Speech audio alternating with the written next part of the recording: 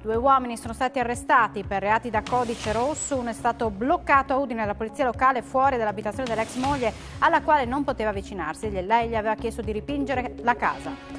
Negli uffici di polizia di Pordenone stazionano 600 passaporti richiesti ma mai ritirati. Per evadere tutte le pratiche, il questore ha impiegato personale nei weekend ed oltre l'orario di lavoro.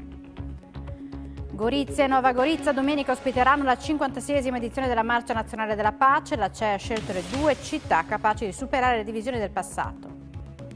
Erano 6 giocatori dell'Udinese che potevano partire per la Coppa d'Africa, ma le convocazioni lasciano Cioffi tranquillo. L'unico che potrebbe ancora salutare è l'ivoriano Camara contro il Bologna sabato, dubbi sulle fasce.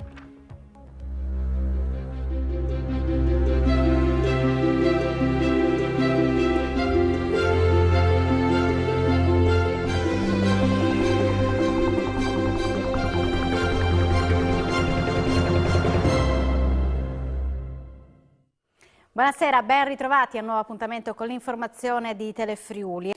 Nella questura di Pordenone ci sono 600 passaporti pronti che devono essere ancora ritirati. Il questore, per cercare di snellire i tempi ed evadere tutte le richieste, aveva impiegato personale nei weekend oltre l'orario di lavoro.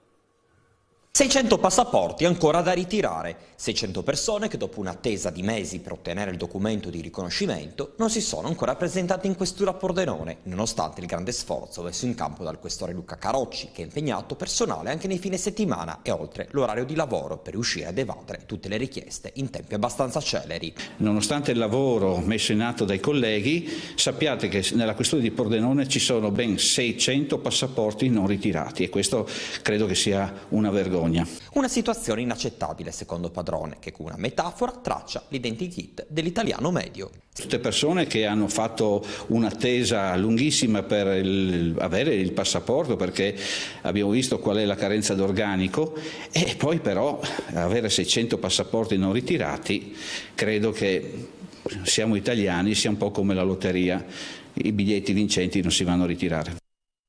Varzi, l'ennesima fumata nera. Il tavolo convocato questo pomeriggio al Ministero non è andato bene ed è stato tutto rinviato al 9 gennaio.